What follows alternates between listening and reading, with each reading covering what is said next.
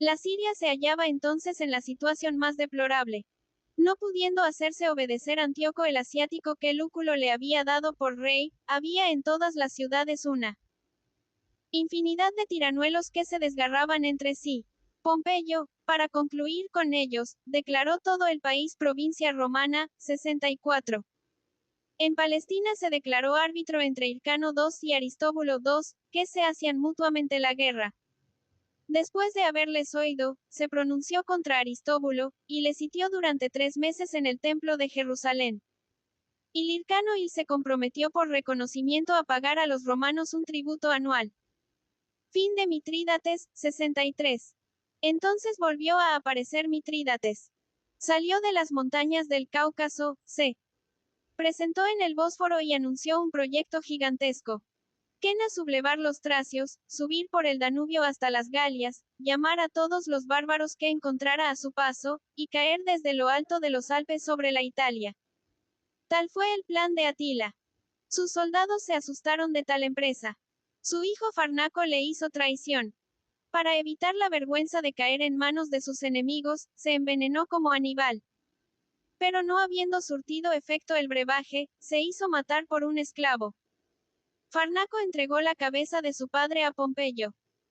Cuion le recompensó por su parricidio dándole el Bósforo Himeriense. Entonces fue, dice Montesquieu, cuando Pompeyo concluyó la magnífica obra de la grandeza romana. Dejó la Capadocia a Ariobarzano, la Gran Armenia a Tigrano, la Judea a Hircano, el Bósforo a Farnaco, y redujo a provincias la Siria y la Fenicia bajo el nombre de Siria. 160. ALMACEN de la juventud. La Bitinia, la Payagonia y el Ponto bajo el de Cilicia y la Padilla bajo el de Cilicia. Política de Cicerón. En aquellos desgraciados tiempos aún se encontraron hombres que tuvieron fe en la virtud. El hijo de un batanero de Arpino, llamado Cicerón, era de este número. Toda su ambición fue la de salvar la libertad que veía amenazada por todas partes. El triunfo de la nobleza le hacía temer el despotismo, y que si se daba todo el poder al pueblo, cayese a la anarquía. La igualdad de las dos órdenes había de perpetuar para siempre la guerra civil. Cicerón, en frente de todos estos riesgos, creyó que para salvar la libertad, era necesario atemperar aquellas dos órdenes con una tercera, y restablecer los caballeros. Este era el objeto político de sus largos alegatos contra el grosero Verres, y era también el motivo de todas sus complacencias inicia Pompeyo. Su elocuencia hizo olvidar la oscuridad de su nacimiento, y su moderación hizo que los nobles y el pueblo le elevasen al consulado por unanimidad. Su consulado. 63. César, celoso de su popularidad, trató de arrebatársela proponiendo una ley agraria por el órgano del tribuno Rulo. Esta ley aspiraba a renovar la tiranía de Sila. Establece a 10 comisarios revestidos de un poder absoluto, y les daba el derecho de disponer como dueños de la Italia, de la Siria y de todas las nuevas conquistas de Pompeyo, de vender las tierras públicas, de establecer colonias, de levantar tropas, de juzgar y desterrar a quien quisieran. Cicerón combatió en el Senado la nueva ley, y admiró de tal modo a los que la habían propuesto que no encontraron palabras para responderle. Los tribunos le citaron ante el pue. Ilstoma Lugmana. 301. Ido. Se presentó a él a la cabeza del Senado, y habló con tanta elocuencia que fue rechazada la ley. Después quiso que los caballeros fuesen distinguidos de la multitud en los teatros. Cuando el tribuno trató de ejecutar esta orden, el pueblo se sublevó y llenó el teatro de confusión. Cicerón acudió, llamó al pueblo al templo de Belona, le habló, y cambió de tal modo sus sentimientos que le hizo aplaudir la medida que poco antes había combatido. Este fue uno de los más bellos triunfos de su elocuencia. Pero el descubrimiento de la conspiración de Catilina hace toda la gloria de su consulado. Catrina y su conspiración. Catilina era de una familia ilustre y tenía todas las cualidades de un jefe de partido. Era audaz y valeroso. En el campo de batalla podía arrostrar todas las privaciones y fatigas, y agradaba al pueblo mostrándose liberal, oficioso e insinuante. Educado en medio del crimen, había muerto a su suegro, y degollado su mujer e hijo para consumar una unión adúltera. Mientras que fue pretor en África, había aniquilado su provincia bajo el peso de sus exorbitantes exacciones. Había en Roma una infinidad de individuos llenos, como él, de deudas y crímenes. En Italia, habiéndose abandonado a la molicie y a la ociosidad todos los veteranos de Sila, solo soñaban el pillaje de las riquezas que tenían a la vista. Catilina se unió a todo este populacho, y pidió el consulado. Si recibía una afrenta, su objeto era sublevar toda la Italia, incendiar todos los barrios de Roma, y reinar en su país después de haberle cubierto de ruinas. Prometía a sus partidarios libertarlos de sus deudas y enriquecerlos. Cuando Cicerón fue nombrado cónsul, no ocultaba sus designios. El pueblo romano, había dicho en el Senado, es un cuerpo robusto, pero 23. 302. ALMACEN de la juventud. Dar. Ya Alda hecho preparar tropas en la Umbria, la Etruria y el Samio. Cicerón vigilaba sus pasos. Pero como no tenía pruebas jurídicas que oponerle, no se atrevía a atacarle. En fin, M. Craso, M. Marcelo y SCIP. Mételo habiendo descubierto al cónsul todos los proyectos de los conjurados, reunió el Senado en el templo de Júpiter Stator, y dijo contra Catilina estas terribles palabras. Z ¿hasta cuándo, Tafilian, abusarás de nuestra pallenella? El conspirador, asustado, salió al momento de Roma, y CFTLA al campo de Manlio, su cómplice. Faltaba conocer a los conjurados que él dejaba en Roma. 2 embajadores de los salobrosos, que habían ido a Roma para quejarse de las exacciones de su gobernador, les denunciaron a Cicerón con la esperanza de conseguir de M lo que deseaban. Estos bárbaros lo habían sabido todo, porque los conjurados les labial, hecho entrar en su complot. Persuadidos de que les ayudarían a sublevar las Galias. El cónsul di parte al Senado de estas nuevas revelaciones. Se deliberó acerca de la suerte de los culpables, y fueron condenados a muerte. Sin cabeza. Yace la triunfo de Cicerón. CICDC 011 hizo ejecutar esta terrible sentencia mientras que los generales de la República iban a combatir a Catilina. Este desgraciado, que al principio le había contado bajo sus estandartes más de 20.000 soldados, en breve se vio abandonado de casi todos los suyos. Solamente hubo 3.000 que le fueron fieles.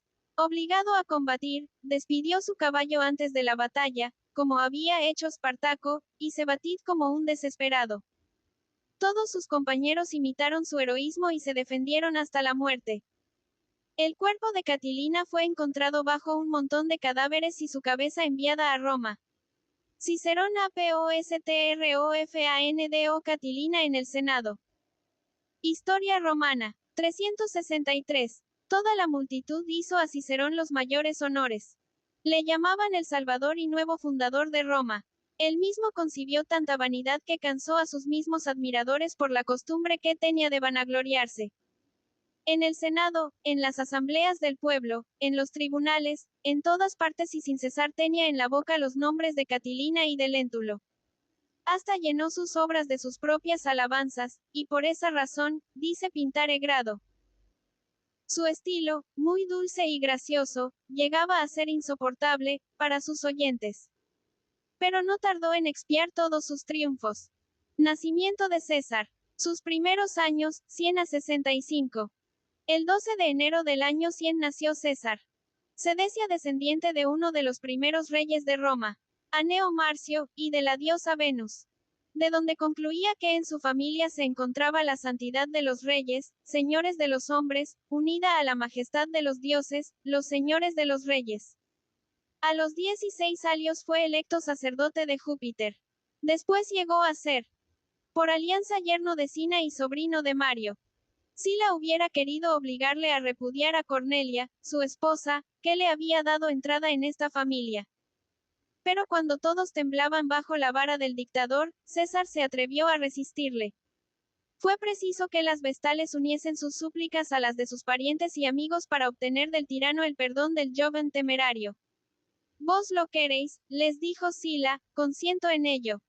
Pero sabed que este joven cuya vida me pedís con tanta instancia, seré el enemigo más fatal del partido que defendéis conmigo. Hay en César más de un Mario.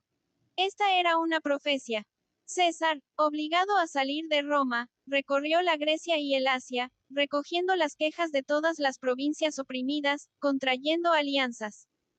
38 y ALMACEN de la juventud, con los hombres más notables de las grandes ciudades, y estudiando las costumbres y necesidades de cada comarca, con el fin de satisfacerlas un día para aumentar su popularidad. Cuando se debilitó el partido de Sila, sus amigos le hicieron volver a Roma. Inmediatamente después de su regreso, empleó su elocuencia en servicio de las provincias atacando a sus opresores. Así es como acusó de cohecho a Dolabella, y litigó contra Antonio en favor de los griegos despojados por sus inicuos pretores. Su afabilidad, su cortesía, sus gracias exteriores, la suntuosidad de su mesa y sus inmensas liberalidades le hicieron en breve el ídolo del pueblo. Habiendo sido nombrado tribuno de los soldados, usó de los derechos de su empleo para ayudar al restablecimiento del poder tribunicio. Cuando llegó a ser cuestor, le dieron el departamento de la España Ulterior, 68. Su ambición se aumentaba diariamente. Dícese que habiendo apercibido en Cádiz en un templo de Hércules la estatua de Alejandro, se puso a llorar, porque, según decía, nada había hecho aún de memorable en una edad en que el Hiroe de Macedonia había sometido ya todo el universo. Su MUDAD, 65. Pidió su licencia, y volvió a Roma para trabajar en favor de su elevación. Durante su viaje halagó con las más bellas esperanzas a las colonias romanas que pretendían el derecho de ciudadanía. Le confiaron la edilidad curul, 65, y mientras que desempeñaba este destino, cautivó el afecto del pueblo dándole fiestas y juegos suntuosos. Cuando creyó haber aumentado suficientemente su crédito por medio de estos gastos, mandó hacer secretamente imágenes de Mario con victorias que contenían trofeos, y las colocó por la noche en el Capitolio. Los nobles le acusaron de aspirar a la tiranía resucitando honores condenados por Historia Romana. 365. Las leyes. Pero el pueblo derramó lágrimas de alegría volviendo a ver la figura de Mario. En la exaltación de su entusiasmo, elevaba a César hasta las nubes. Casar electo sumo pon 1 FICE y pretor, 63. Habiendo quedado vacante el pontificado supremo con la muerte de Mételo, César pretendió esta dignidad. Derramó el oro y la plata con tanta profusión que asustado él mismo de sus deudas, dijo a su madre el día de su elección: Madre, hoy me veréis sumo pontífice o desterrado. Fue preferido a sus rivales de una manera tan patente, que tuvo más sufragio solo en sus tribus que los que ellos obtuvieron en todas las demás reunidas. Desde entonces principiaron a temer a este joven delicado y epiléptico, de una figura blanca y pálida, con los cabellos artísticamente rizados, porque ya no se sabía dónde se detendría la pasión que el pueblo la había concebido por él. En el mismo año en que había sido nombrado sumo pontífice, se le designe para la pretura. Entonces fue cuando estalló la conjuración demasiado célebre de Catilina. ¿Acaso hubiera sido posible a Cicerón convencer a César de haber sido del número de los conjurados? Pero el cónsul temió que la autoridad de su nombre impidiese la condenación de sus cómplices, y quiso más hacer como que creía que era inocente. Casar. En España, 61. César, al salir de la pretura, fue enviado a España con el título de gobernador. Sus acreedores se opusieron a su viaje. Pero Craso, el más rico de los romanos, le prestó dinero y le puso en libertad. Apenas llegó a su departamento el nuevo gobernador, organizó 10 cohortes, las unió a 20 que estaban ya armadas, marchó contra los lusitanos y Ga. 360. ALMACEND. A Juventud. Legos, y se avanzó hasta el mar exterior sometiendo a algunas naciones que todavía no habían conocido el yugo de la dominación romana. En todas partes estableció el orden y la tranquilidad. Después, cuando se enriqueció y satisfizo la avaricia de sus soldados, dejó la España y volvió a Roma. Primer triunvirato, 61. César, después de su llegada, se apresuró a reconciliar Craso y Pompeyo, los dos primeros ciudadanos de la República, y a unirse con ellos. Tal fue el primer triunvirato. Cada uno encontraba su interés en esta alianza. Pompeyo, que había vuelto del Asia, sufría al ver que el Senado rehusaba con terquedad la ratificación de sus actos y contaba con el crédito de César para sacarle de este embarazo. Craso esperaba obtener por la autoridad de Pompeyo y la influencia de César el poder soberano, que le era imposible alcanzar jamás solo con los recursos de su riqueza. César, reconciliando a Craso y Pompeyo, había ido más lejos que estos, porque había comprendido que era el medio, le absorber en él solo todo su poder. Catón, ese romano de otra época, que quena a 14 arios clavar una espada en el pecho de Sila para librar a su patria, un tirano. Catón, el verdadero descendecante del rígido censor, se alarmó de esta coalición, y la denunció como una conspirado manifiesta contra la libertad.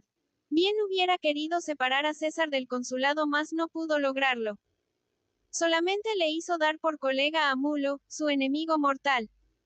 Consulado de Usar, 58.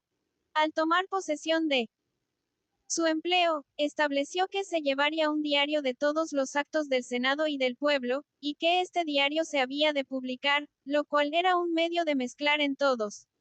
Historia Roman T. 367. Los negocios al pueblo que le apoyaba. Después publicó una ley agraria, a la cual, según Dion Casio, era imposible encontrarle defecto alguno. Entonces había una multitud ociosa y hambrienta, y era indispensable emplearla en el cultivo. Por otra parte, era menester volver a poblar la Italia. César conseguía este objeto sin perjudicar a la República, ni a los propietarios. Dividía las tierras públicas y especialmente la Campania entre los que tenían 3 hijos 6 más. Capua venía a ser una colonia romana. Pero las tierras públicas no bastaban, y habían de comprar algunos bienes patrimoniales al precio en que estaban estimados por el censo. Los caudales que Pompeyo había traído no podrían ser mejor empleados que en fundar colonias, en las cuales encontrarían colocación los soldados que habían conquistado el Asia. El día en que fue presentada esta ley, Catón habló tan vivamente contra ella, que César impacientado, le hizo prender y llevar a la cárcel. Pero el cónsul demócrata se apercibió muy pronto de que la virtud también tenía su popularidad. El luto del pueblo le obligó a mandar a un tribuno sacase a este arrogante republicano de las manos de sus lictores. Cicerón se ocultó en sus villas, no atreviéndose a callar ni a hablar. B.F. Bulo, el colega de César, resistió con todas sus fuerzas. Pero Pompeyo y Craso apoyaron con viveza al triunviro. Habiéndoles rogado César que sostuviesen su ley contra los puñales de sus enemigos. Si atacan con puñales, dijo públicamente Pompeyo, la defenderé con la espada y el escudo. La ley pasó a pesar de Mulo y Catón, y un plebiscito obligó a todos los senadores y magistrados a que jurasen observarla bajo pena de muerte. César, al principio de su carrera política, según hemos dicho, se había declarado defensor de las provincias oprimidas. Durante su consulado hizo 2 leyes en su favor. 3. 388. ALMACEN. De la juventud. Una contra el cohecho, y otra para asegurar la independencia de las ciudades de la Grecia y garantizar su libertad a todos los países conquistados. Enseguida se concilió el afecto de los caballeros entregándoles la tercera parte del precio de los impuestos que habían comprado, ratificó los actos de Pompeyo en Asia, y vendió la alianza de Roma a Ptolomeo Auleto, rey de Egipto, y Ariovisto, rey de los suyos. Su consulado estaba para concluirse, se le hizo continuar, y obtuvo por la ley del tribuno Batinio el departamento de la Galia Cisalpina y de la Iliria. El Senado añadió a estas la Galia Transalpina 6 cabelluda, porque persuadido de que el pueblo se la daría, prefirió que César la recibiese de sus manos. Más la tiranía, exclamó Catón, y la ponéis en una fortaleza sobre vuestras cabezas. Usar, antes de salir. Para su gobierno, resolvió alejar de Roma a aquel eterno contradictor, como también a Cicero cuya elocuencia le asustaba. Con este fin hizo de Clodio un plebeyo y le elevó después al tribunado. Tenía un genio inquieto, turbulento, ambicioso y no soñaba sino la caída del partido aristocrático para elevarse sobre sus ruinas. Su primer decreto alcanzó a Cicerón, condenando al destierro a cualquiera que hubiese hecho morir un ciudadano sin juzgarle. El hombre nuevo de Arpino, que se había oído llamar el padre de la patria, por haber condenado a muerte a los cómplices de Catilina, se vio desterrado por esta misma acción. Clodio no podía acusar a Catón, pero encontró en su virtud un pretexto para alejarle de Roma. Muchos individuos, le dijo, me piden con las más vivas instancias les envíen mandar en Chipre.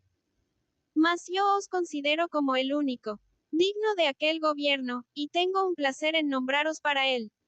Habiendo exclamado Catón que esta proposición era un lazo y una injuria más bien que una gracia. Historia romana. 369. Pues bien, replicó Clodio con un tono arrogante y despreciable, puesto que no queréis ir voluntariamente iréis por fuerza. Se fue al momento a la asamblea del pueblo, e hizo adoptar en ella el decreto que enviaba a Catón Egipto. Catón obedeció. Usar libre de los 2 hombres que le inquietaban, marchó para las Galias.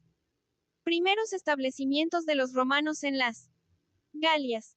La rica ciudad de Marsella, arrogante con sus factorías y buques, había querido también poseer provincias, y cada día sus colonos se engrandecían en perjuicio de las tribus vecinas.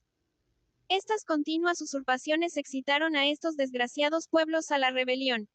Marsella recurrió a Roma para defender sus injusticias. Viendo allí el Senado una ocasión de conquistas, se apresuró a enviar al otro lado de los Alpes algunas legiones. El cónsul Fulvio Flaco derrotó en la primera campaña a los enemigos de los marselleses, los salios, 125, después atacó a los boconces de quienes no se quejaban los marselleses. Su sucesor Sextio concluyó la ruina y exterminio de las tribus salienses, atacó de nuevo a los boconces, ocupó su territorio, y creó una provincia romana entre el Rin y los Alpes. Acau Sextim fue edificada por Sextio en un bello sitio regado por aguas termales, y llegó a ser la capital de esta nueva provincia. Los eduos que hacía mucho tiempo estaban en guerra con los alobrogos, hicieron después alianza con los romanos. Al momento el cónsul Domicio invitó con arrogancia a estos últimos respetasen de allí en adelante el territorio de los eduos, aliados de la República. Por toda respuesta los alobrogos hicieron grandes armamentos que hacían presentir una guerra terrible. Bituit, jefe de los arvernos, se puso de su parte. Con 200.000.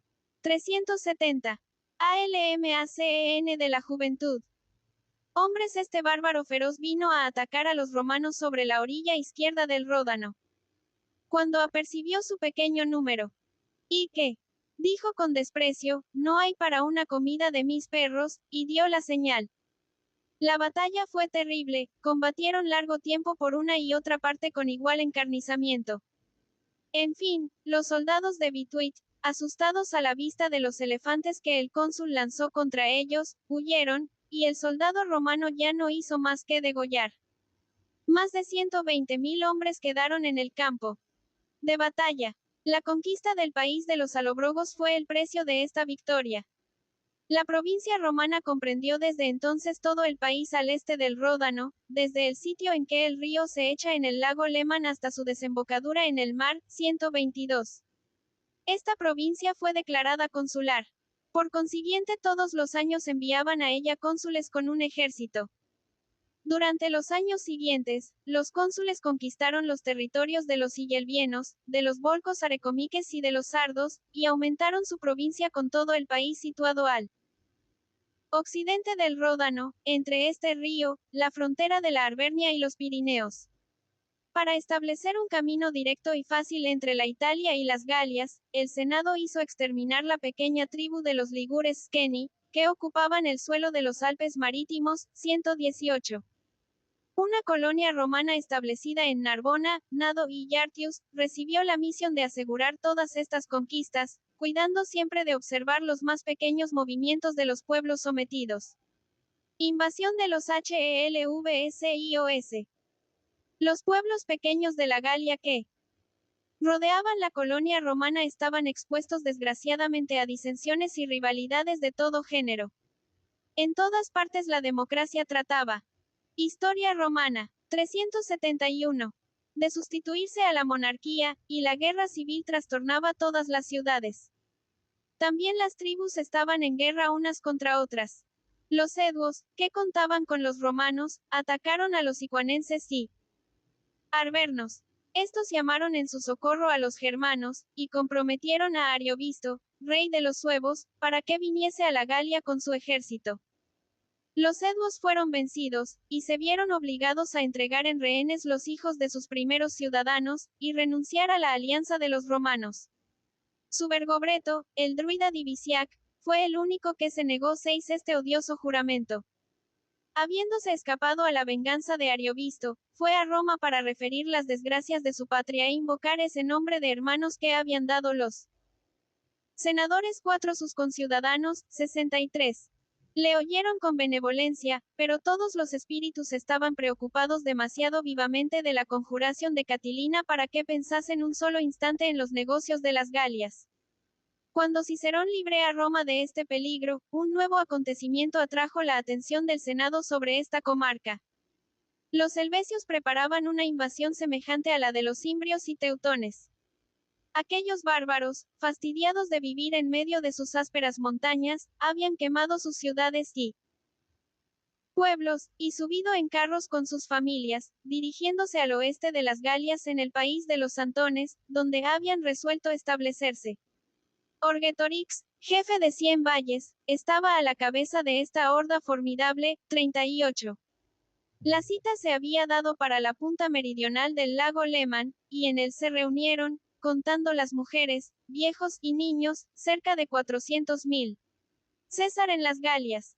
Derrota de los Helvesios.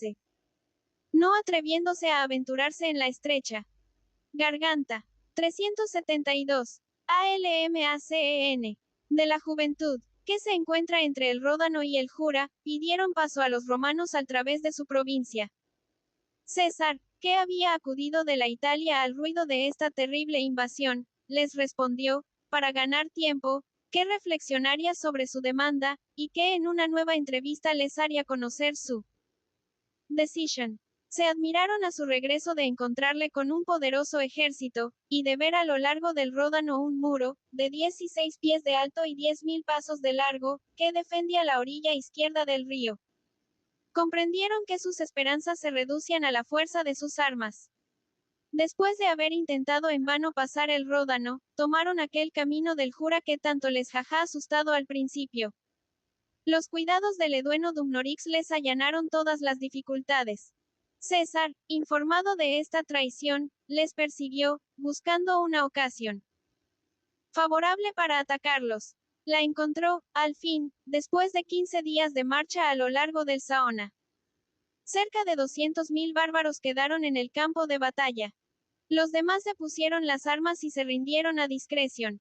César les despidió a sus montañas, pero de 400.000 que eran, solo 110.000 volvieron a ver su patria. Derrota de Ariovisto. 58. Los galos se apresuraron a felicitar a César por haber salvado su país de una guerra cruel y acaso de la servidumbre. Creyeron que era el momento de implorar su socorro contra Ariovisto y los germanos. Después de su doble victoria contra los eduos, este bárbaro se había apoderado de una tercera parte del territorio de los icuatienses. Acababa de recibir en el número de sus súbditos 24.000 jarudes, y pedía para estos últimos otra tercera parte de las tierras. Asustados los galos por estas invasiones sucesivas, todos temían por su independencia. Si no re. Historia romana. 373. Nis a nuestro socorro, decían a César, no nos queda otro partido que tomar sino el de emigrar como los helvecios. El romano, que solamente deseaba conseguir victorias y hacer conquistas, se pronunció vivamente por los oprimidos contra el opresor, y propuso una entrevista al rey de los suevos. El bárbaro le respondió que si tuviese necesidad de César, iría a encontrarle. Pero que si César le necesitaba, podía hacer lo mismo. Tal respuesta era una ruptura. César se puso en camino, entró en Besontio que tomó impensadamente, y condujo sus legiones contra los soldados de Ariovisto. Los romanos, atemorizados con la talla gigantesca de aquellos bárbaros y con su aspecto feroz, se ocultaron en lo interior de sus tiendas de campana y se pusieron a llorar, como si hubiesen estado ciertos de su derrota. Fue preciso a César toda su elocuencia y autoridad para reanimar su valor y calmar su insubordinación. Pero apenas les amenazó con avanzar solo a la cabeza de su 10ª legión. Todos le siguieron y pidieron batirse. El ejército de Ariovisto fue derrotado. El bárbaro volvió a pasar el Rin solamente con algunos fugitivos, y amedrentó a los demás germanos con la relación de sus desastres. SUMISION de la 111.5. GICN. 57. En la misma campana, César había exterminado dos grandes pueblos, los helvecios y los germanos. Los galos estaban admirados. Pero cuando vieron que César no enviaba a Italia sus legiones victoriosas, el temor sucedió de repente a la alegría y al entusiasmo. Estos desgraciados pueblos reconocieron que solo habían cambiado de tirano. Los eduos ya no podían emprender nada sin el consentimiento de César VI de su teniente. Los icuanenses estaban privados de su protección y de su poder, y entre las diferentes tribus galas se vallan algunas bastante cobardes para buscar. 374. ALMACEN de la juventud. La servidumbre. Tales fueron los remos, reims, que se esforzaron en llevar tras sí a los euciones en su defección. Los belgas se coaligaron para rechazar la tormenta que les amenazaba. Su ejército ascendía a cerca de 300.000 combatientes. César marchó al momento a su encuentro, pasó el Aisne, y les di una gran batalla cerca de Bibracta que tenían sitiada. Los bárbaros se vieron precisados a retirarse. Como supieron que su país había sido invadido por los eduos, se separaron para continuar la guerra cada uno en su propio territorio. Esta resolución causó su pérdida. Cuando se dispersaron, no se atrevieron ya a resistir a los ejércitos de César. Los nervii solos, que habían conservado toda la inflexibilidad y dureza de los antiguos germanos, juraron que César no verja jamás la cara de uno de sus diputados, y que perecerían antes que someterse. Cumplieron su palabra y se hicieron aniquilar hasta el último sobre las orillas del Sambre. Los viejos y las mujeres permanecieron ocultos en el fondo de un pantano durante el combate. A la noticia de la derrota de su ejército enviaron a César su Suncian. De 600 senadores, decían sus diputados, nos quedan solamente 3, y de 60.000 combatientes apenas se han salvado 500. La venganza del vencedor estaba satisfecha, y les dejó sus campos y ciudades. SUMISION de la ARMORICA, 56. Mientras que César hacia la conquista del norte de las Galias, sus tenientes paseaban por el oeste sus legiones, y sometían todo el país que se extiende entre la embocadura del Sena y del Loira. Craso le escribía que la Armórica estaba sometida. Pero César no se atrevía a creerlo. Hizo escalonar sus legiones en todas las Galias de modo que pudiese vi. Historia romana. 375. Vigilar los movimientos de todos aquellos pueblos recientemente conquistados. Se fue enseguida a Italia para recibir los homenajes y adulaciones de sus cortesanos. Pero apenas supieron su ausencia, estalló una revolución general. La Armórica era el país más agitado de todos. César, más pronto que el rayo, da órdenes a sus tenientes, llega en persona a la cabeza de las legiones, hace equipar una flota, y ataca a los enemigos por mar y tierra al mismo tiempo. La victoria le favoreció en todas sus empresas. Destruyó por sí mismo la flota de los venetas, su teniente Sabino derrotó su ejército de tierra, y durante este tiempo Craso castigó a los rebeldes del mediodía y ocupó la Aquitania. Habiendo querido nuevas hordas de germanos, los tenceros y los usipetos invadir las Galias por el Rin, César marchó contra ellos. Estos bárbaros le enviaron diputados, pero les hizo cargar de cadenas y atacó su campo de improviso. Los germanos, que no esperaban ser atacados, combatieron en el más espantoso desdén, y se dejaron degollar casi sin poder defenderse. César había faltado al honor y violado indignamente el derecho de gentes. Catón se enfureció cuando el Senado le pidió votar acciones de gracias a los dioses por tal atentado. Entregad, exclamó, entregad más bien a Cesaro los germanos, y fin de. Que sepa el extranjero que Roma no ordena el perjurio, y que rechaza su fruto con horror. Pero ya no se vivía en el tiempo en que solo se estimaba la virtud. César había sido dichoso y fue aplaudido. 55. Expediciones de Usar a Bretaña, 55 a 54. César, exterminando los tensderos y los usipetos, había introducido el espanto entre las tribus germánicas, y puso el norte de la Galia al abrigo de sus invasiones. Para asegurarse de la Armórica, emprendió la conquista de la 378. ALMACEN de la Juventud. Isla de Bretaña, que entre los antiguos pasaba por ser el límite del mundo habitado.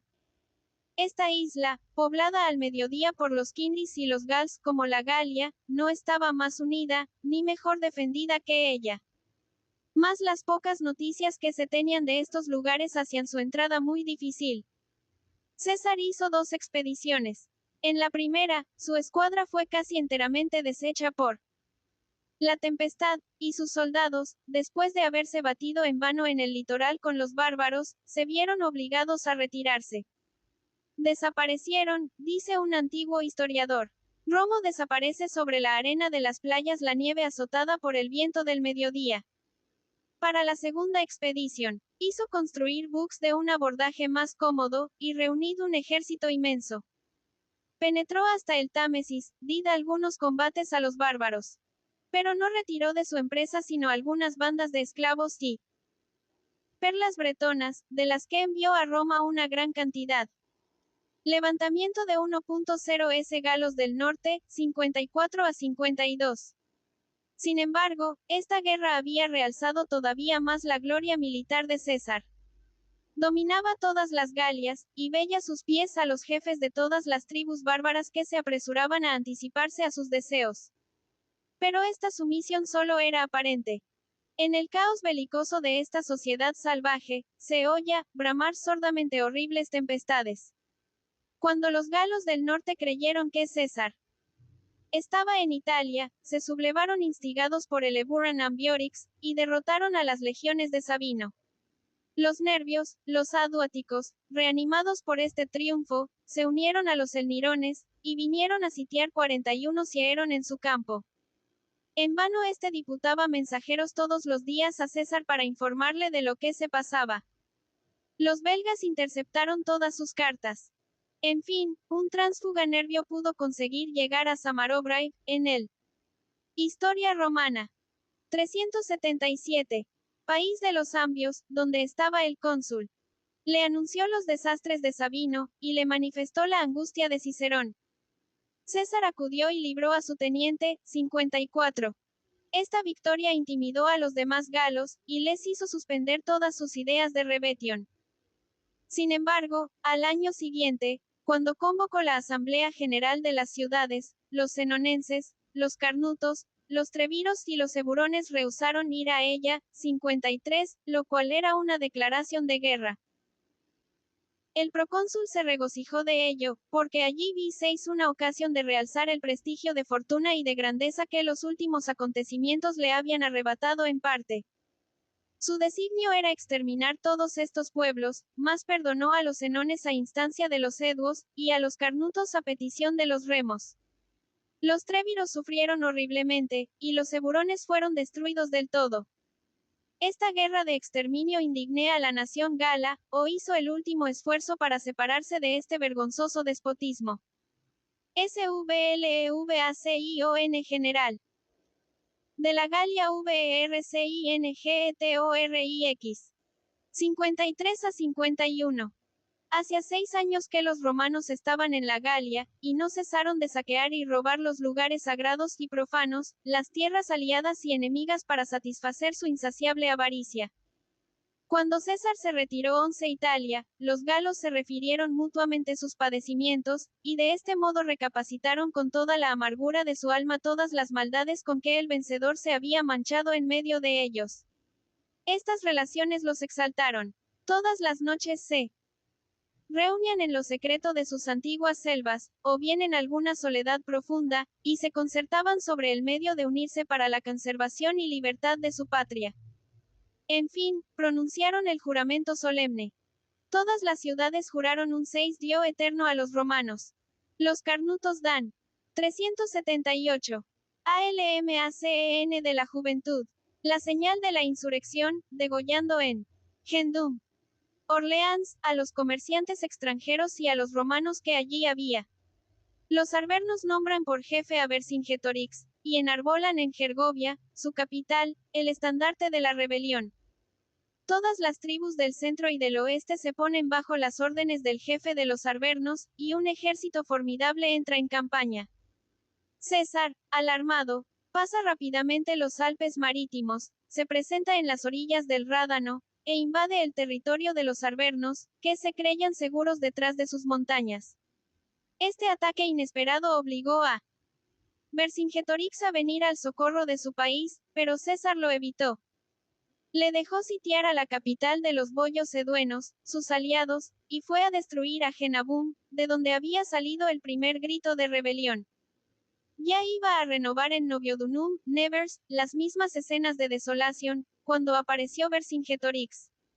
Cedid una batalla bajo los muros de esta ciudad, y fue ventajosa a los romanos, Desde entonces Vercingetorix cambió de plan. Quiso atacar por hambre a César, y obligarle a diseminar su ejército en destacamentos, esperando destruirle en una guerra de detalles. Quememos, decía a los galos, quememos todas nuestras habitaciones aisladas, todos los pueblos y ciudades que no pueden defenderse. Ahí el único medio de asegurar la libertad de nuestra patria. Esta opinión fue adoptada sin que se oyese una sola queja, ni un murmullo, y en un solo día más de 20 ciudades de los viturigos fueron sacrificadas al patriotismo. Los carnutos y sus vecinos imitan este terrible ejemplo, y el desierto se extiende alrededor del campo de César. Vercingetorix quena también que quemasen a Abarico, la brillante capital de los viturigos. Pero habiéndose echado a sus pies esta tribu para 111 STOBIAHOMAYA. 379. Rogarle conservase una ciudad que era el adorno de toda la Galia, se dejó enternecer. Esta condescendencia salvó a César. Sitió a esta ciudad y la tomó, a pesar del heroísmo de sus defensores.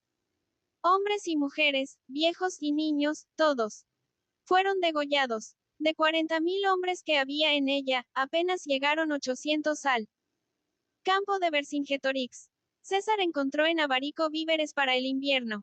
En la primavera comenzó de nuevo las hostilidades y sitió a Gergovia, capital de los arvernos, 52. Vercingetorix le venció bajo los muros de esta ciudad. Al mismo tiempo se supo en el campo romano que Labieno y sus 4 legiones corrían grandes riesgos en el Sena. César se veía pues amenazado de una parte por el ejército victorioso de Vercingetorix, y de la otra por los eduenos sublevados. Se pudo creer que su estrella iba a palidecer. Pero muy dichosamente para él, encontró un vado en el Loira, y fue a unirse con Labieno, que acababa de libertarse por medio de una victoria en Lutetia y Melodunum, Melun. Vercingetorix persiguió a César. Lo único que parecía temer era que se le escapase. Le alcanzó cerca del Saona, y le dio una batalla terrible. César, para volver a animar a los suyos, se vio en el caso de arrojarse en medio del combate. El choque fue tan violento que dejó su espada en manos de los enemigos. Pero los batallones galos, llenos de terror, huyeron y se retiraron a los muros de Alesia, en el Auxua. Era esta una de las plazas más fuertes de la Galia. Desde allí Vercingetorix hizo otro llamamiento a los galos, ofreciéndose a resistir los romanos hasta que le enviasen socorros. A su voz 240.000 infantes y 8.000 caballos se reunieron en la frontera eduena y mecharon para liberarle. César había rodeado la ciudad y el campo galo. 380. ALMACEN de la juventud. Con trabajos prodigiosos. N por de pronto 3 fosos, cada uno de 15, 6, 20 pies de ancho y otro tanto de profundidad, una muralla de 12 pies, 8 filas de fosos, cuyo fondo estaba erizado de estacas y cubierto con ramajes y hojas, y palizadas de 5 filas de árboles que entrelazaban sus ramas. Estas obras eran iguales por la parte del campo, y prolongadas en un circuito de 15 millas. Todo esto fue terminado en menos de 5 semanas y por menos de 60.000 hombres. Derrota y cautiverio de Vercingetorix 5. 2. Toda la Galia vino a estrellarse allí. Los esfuerzos desesperados de los sitiados reducidos a un hambre horrorosa y los de 250.000 galos que atacaban los romanos por la parte del campo, fracasaron igualmente. Los sitiados vieron con desesperación a sus aliados, envueltos por la caballería de César, huir y dispersarse. Vercingetorix, conservando un alma firme en medio de la desesperación de los suyos, se señaló y se entregó como el autor de la guerra. Montó en su caballo de batalla, se vistió con su más rica armadura, y después de haber dado vueltas alrededor del tribunal de César, arrojó la espada, el venablo y el casco a los pies del romano, sin decir una sola palabra. César hizo señal a los lictores para que le amarrasen y le entregaran a la guarda de los soldados. Después le hizo conducir a Roma, donde se tuvo 6 años en un oscuro calabozo, esperando que sirviese al triunfo de su vencedor. 52. Suadstory de la Galia. 51. Todavía hubo en toda la extensión de la Galia sublevaciones parciales. Los vitúrigos, los carnutos y los bellobacos no se desanimaron.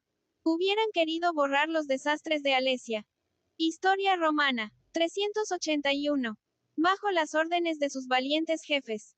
Pero por todas partes la suerte hizo traición a sus generosos esfuerzos. Uxellodunum, Quercy, la última ciudad que opone a los romanos una seria resistencia, fue tratada con la mayor barbarie. César hizo cortar la mano a todos los prisioneros. Esta crueldad inhumana y feroz consternó a todos y nadie se atrevió ya a tomar las armas. Temiendo la Galia la cólera de César, permaneció a sus pies sin movimiento y sin vida. Vencedor no abusó más de su victoria. Tenía necesidad de los galos para conquistar el imperio de Roma y del mundo, y les trató con dulzura. Eximió del tributo a muchas ciudades, halagó a los ricos y a los nobles con distinciones honoríficas y alistó a los guerreros en sus legiones. Creó una de veteranos galos, y la llamó Legión de la Alondra, Alauda, porque los que la componían llevaban una aloa doctora en el casco.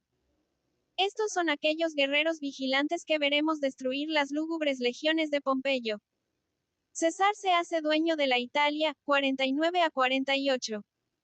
Durante las discusiones que se habían levantado entre el Senado y César, Pompeyo permaneció en la inacción.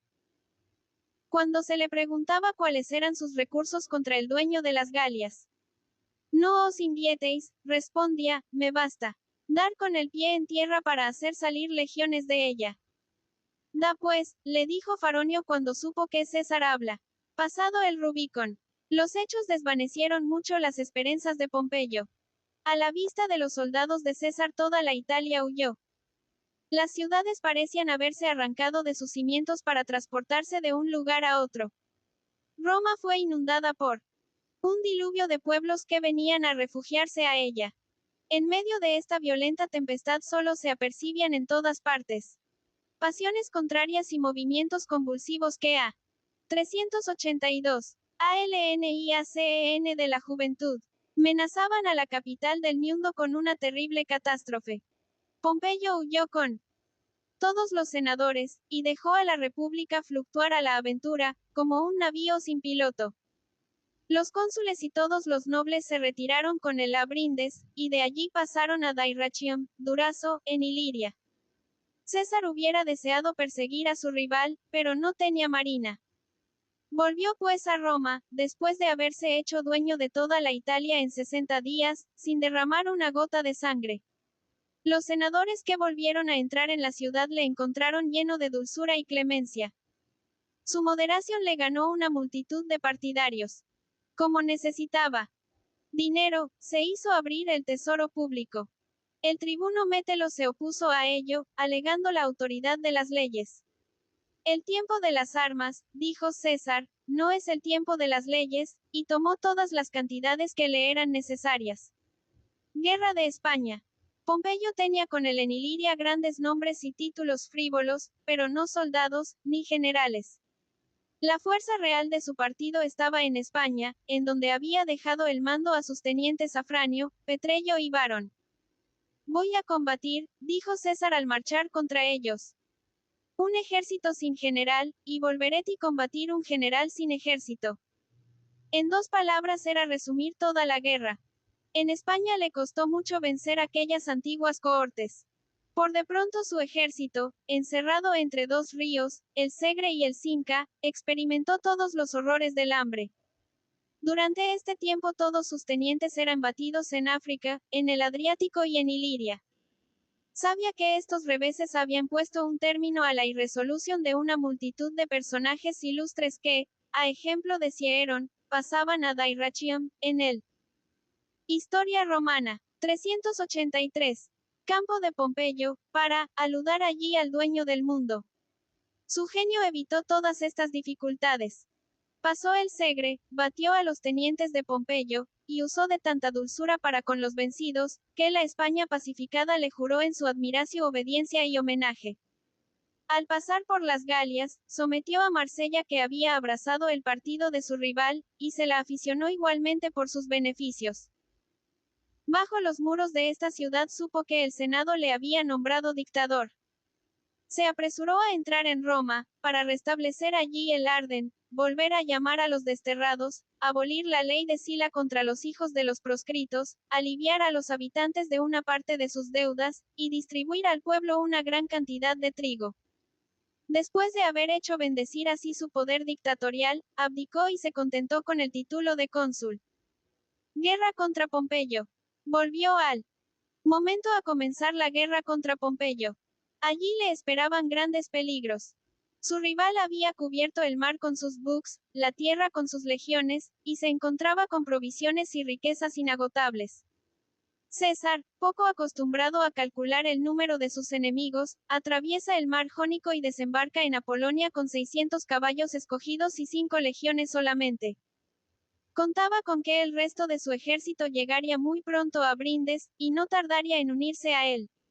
Fastidiado de esperar, toma la resolución de embarcarse solo, sin saberlo nadie, sobre un simple barco, y de venir él mismo a Brindes para buscar sus tropas. El piloto, asaltado por una terrible tempestad, ordena a sus marineros vuelvan hacia atrás. Entonces César se da a conocer y exclama: ¿Qué temes? Conduces a César. Kid Times. Cesaron Base. Los marineros, enardecidos por esta sublime espala. 384.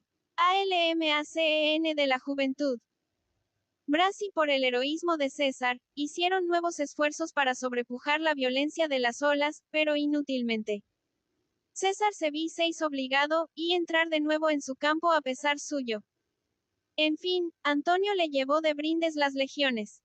César, lleno de confianza, fue sin buscar Pompeyo a Dyrrhachium, y se esforzó en encerrarle en su campo. Era una temeridad el cercar de este modo un ejército más numeroso que el suyo y dueño del mar.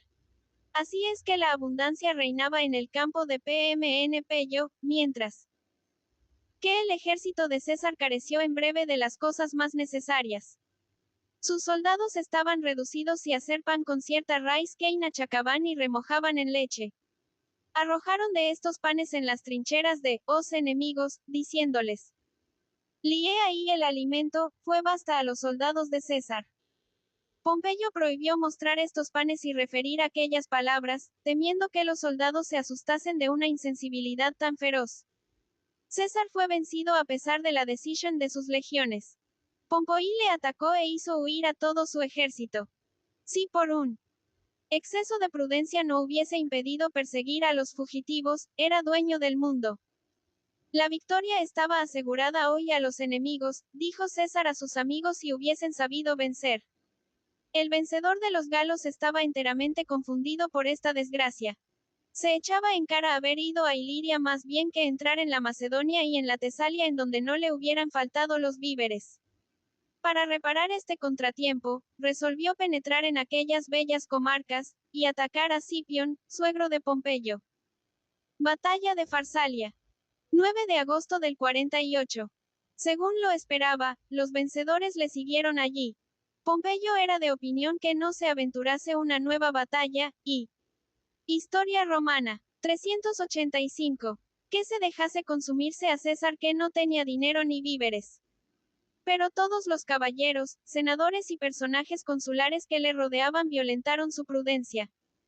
Le llamaban el Agamemnón, el rey de los reyes, y suponían malignamente que difería el combate para conservar más tiempo el poder monárquico.